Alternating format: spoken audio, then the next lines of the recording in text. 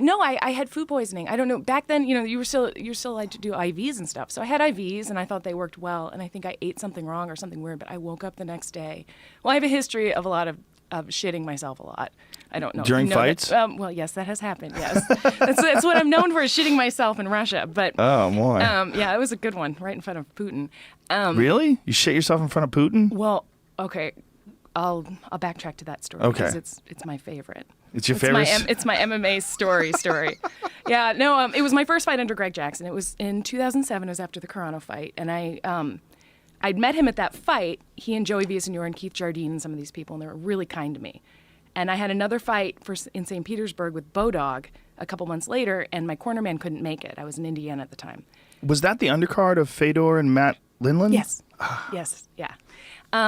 So I called up this nice guy. I didn't know he was famous. All I cared about was women competing in the sport. I didn't care about the guys very much. I liked Tough was interesting, but it really didn't do anything for me. I would watch fights if I could, but I couldn't afford pay-per-views. Couldn't relate either, right? Yeah. I was like, well, they're not letting me in that show. But Bodog did, these other shows that were, internet-based. And I call up this nice guy, Greg Jackson, and I'm just like, hey, would you be interested in cornering me for a fight? And he's like, well, why don't you come here and train? And I was like, oh, one of those.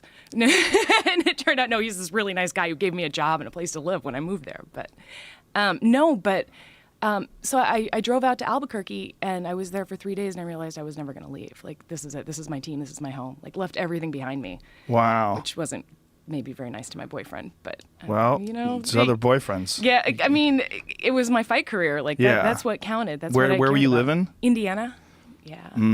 Just outside of Indianapolis. Indiana, Albuquerque's like, if you have family, it's not like you're moving to some like Boulder where you're looking at the Rocky Mountains or something. Yeah, I mean, there are beautiful mountains, but no, it's not a maybe pleasure destination, Albuquerque. Without the Jackson camp there, it's a little odd. It's an odd. It would have been a difficult move without the Jackson camp there, for sure. Yeah, the crack needles everywhere. He's done a great job of fostering like this amazing sense of community, though. Yeah, he really has. Him and Mike Winklejohn. Yeah, they are tremendous men. Like, I feel like I did a lot of great stuff in my life. Like, I'm proud of the things I've done, but I think that I was also surrounded by people who really guided me well, who really like going back to school and stuff like that after my career. This is the influences of people who were just like, they care about the people on their team. They care about who they surround themselves with. But I didn't know any of that. I just kind of showed up. And first, I drive to the gym, and Greg says, oh, follow me back to my place. And immediately I back into the dumpster at the gym. I'm a total klutz. But no, he came out to Russia with me for that fight, and I wanted to impress him because I didn't realize till I was in that gym, I was just like, oh, this is going to be like my sensei. Like, this is like, I feel like a samurai, and this is like the person I forgot what that relationship is called. This is the person I really want to lead me and guide me. He's my leader. And I wanted to impress him so badly. And that fight, first thing she does right away was against Yulia Berzakovich. First thing she does, punch me in the nose, just shatters my nose, blood everywhere. I was like, great, this is again. And it was right after the Carano fight, so I was like, I was used to losing, and you never want to get in that space of being used to losing. But somehow I clicked, and I did pretty well in the fight, and I ended up getting a mounted triangle on her and finishing with strikes. In between rounds, another cornerman put cold water in the back of my neck, and I thought that I just farted. I thought it was a fart, but turns out, and this poor girl, mounted triangle, no less. That's how I finished the fight. This poor girl, I had no idea of this. Oh my Idea. goodness. Yeah, so they grab us, they put us on this bus. I'm still in my fight clothes, I still have blood and my gloves on. And they just put us on a bus, separate me and Amanda Buckner from our cornermen and everything, because we'd won our fights.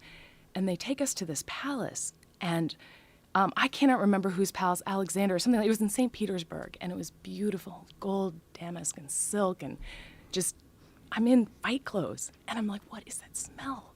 And I was like, I'd seen a guy puking backstage because of a headshot, and I was like, I must have like rolled in it or stepped in it. I smell so bad. And Jean-Claude Van Damme randomly walks up to us. I mean, it was just like, Fedor's here, Jean-Claude Van Damme, this and that, like just weird and surreal, already head trauma going on with me, like not really in my right mind. Right. And it was so weird to be like smelling myself and being like, God, I stepped in puke. I'm sorry, Mr. Van Damme, like that I smell so badly. That's so crazy too, because you got punched in the nose. So if you smelled it through your nose, Yeah, it when was your bad. nose is fucked up. It was bad. I remember being on the bus and looking around going, does anybody have any perfume or anything? And other people were allowed to shower, but I was a swing bat, right? So I was right after Fedor, so it was just like, put you on a bus. Didn't tell me where I was going. And That's a good way to get staph. no kidding. It was really gross. I've been lucky with staff. But yeah, so I end up, going to the restroom looking, there's shit caked all over. Everywhere. And I'm like, how did I shit myself? And it was like, it must have been in between rounds. This is disgusting.